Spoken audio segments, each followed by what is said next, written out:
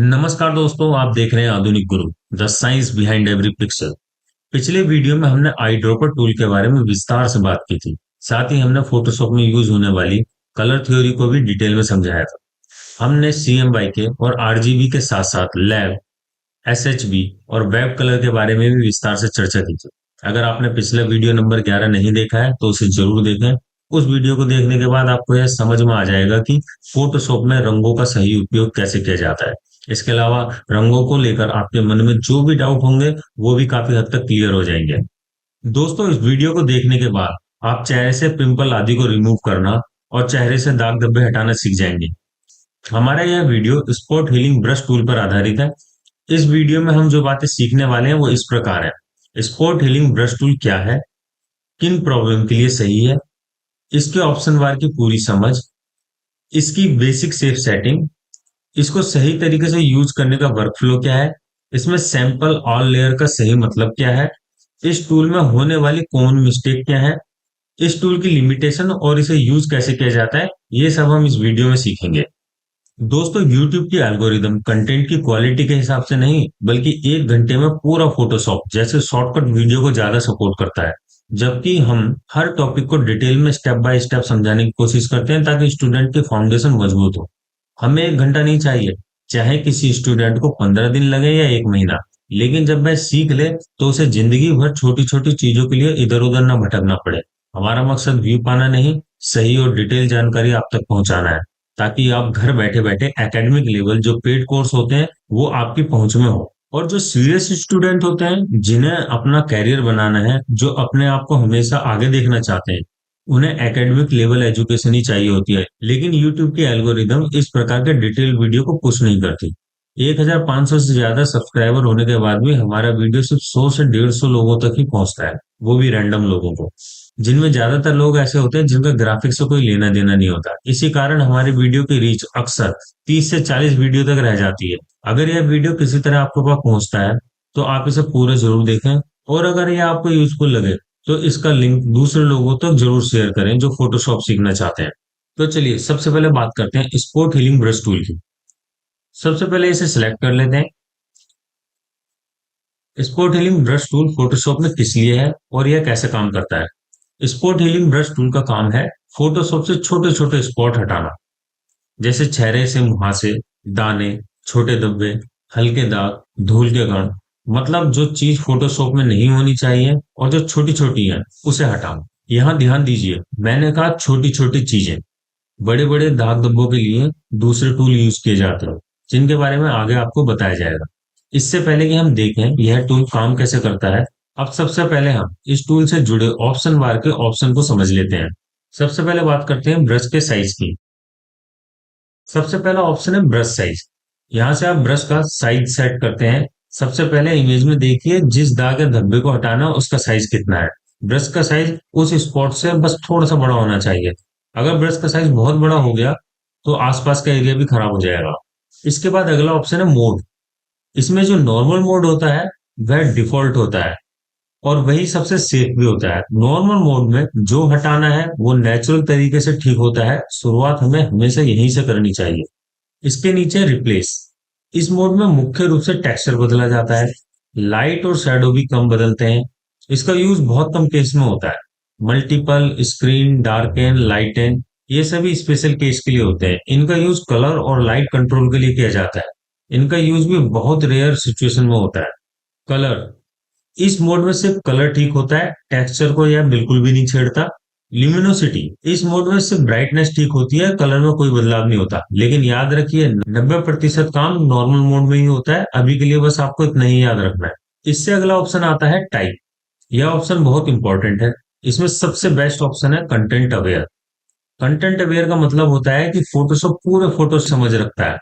Photoshop आसपास का area देखकर खुद डिसाइड करता है कि इस फोटो को कैसे ठीक करना है। बिगिनर के लिए यह परफेक्ट ऑप्शन है। Create texture. इसमें फोटोशॉप खुद नया टेक्सचर बनाता है। कभी कभी यह थोड़ा फेक भी लग सकता है। Proximity match. इसमें फोटोशॉप सिर्फ आसपास वाली एरिया से सैंपल उठाता है। सिंपल बैकग्राउंड में यह ठीक काम करता है। अगर आप बिगिनर हैं तो यह रूल याद रखिए, हमेशा पहले कंटेंट अवेयर ही सिलेक्ट रखें। इसके बाद आता है सैंपल ऑल लेयर्स। यह ऑप्शन बहुत इंपॉर्टेंट है। इसे मैं टूल यूज करते समय डिटेल से समझाऊंगा। एंगल, यह ब्रश का एंगल होता है। स्पॉट हीलिंग ब्रश टूल में इसका ज्यादा फर्क नहीं पड़ता है, इसे ऐसे ही छोड़ दीजिए। बेसिक शेप सेटिंग में याद रखने वाली बातें इस प्रकार है।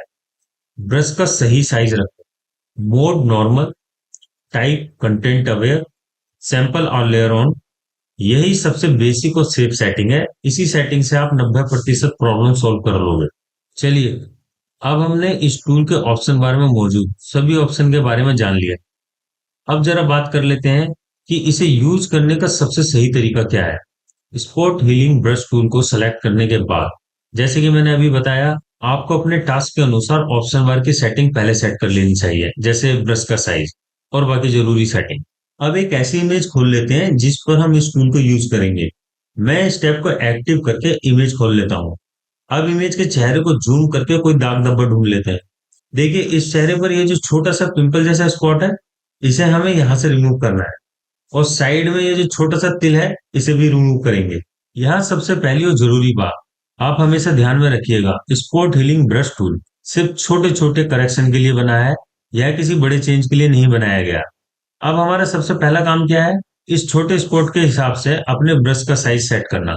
जैसा कि मैंने थोड़ी देर पहले कहा था, ब्रश का साइज स्पॉट से बस थोड़ा ही बड़ा रखना चाहिए। ब्रश का साइज आप ऊपर ऑप्शन बार में दिए गए स्लाइडर से भी छोटा या बड़ा कर सकते हैं, या फिर कीबोर्ड से पी बटन के बगल में जो ब्रैकेट है उससे भी आप बड़ा या छोटा कर सकते हैं।